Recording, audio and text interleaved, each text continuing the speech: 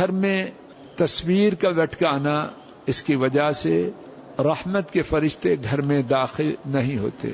ایک حدیث پاک سماعت فرمائیے، صحیح بخاری میں ہے، حضرت صلی اللہ علیہ وسلم اما عائشہ رضی اللہ تعالی عنہا کے حجرہ میں داخل ہونے کے لیے تشریف لائے، حجرہ کے دروازے پہ پہنچے، رک گئے۔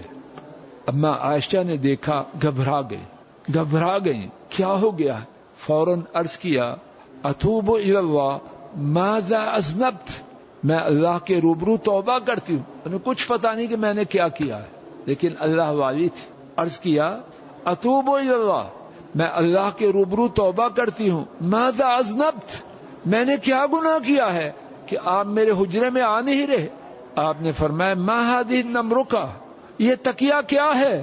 عرض کیا کہ یہ میں نے آپ کے لیے خریدا ہے، آپ تشریف لائیں گے اس پہ ٹیک لگا کے بیٹھیں گے۔ حضرت صلی اللہ علیہ وسلم نے فرمایا، یہ تصویر جو اس تکیے پر ہے، جہاں یہ تصویر ہو، آپ کی حدیث کا مفہوم یہ ہے اس گھر میں رحمت کے فرشتے داخل نہیں ہوتے۔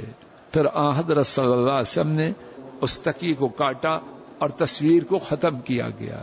گھر میں تصویر کا وجود رحمت کے فرشتوں کو دور کرتا ہے، اور میں آپ محتاج ہیں کہ رب کی رحمت کے فرشتے ہمارے گھروں میں آئیں۔ کیا کیفیت!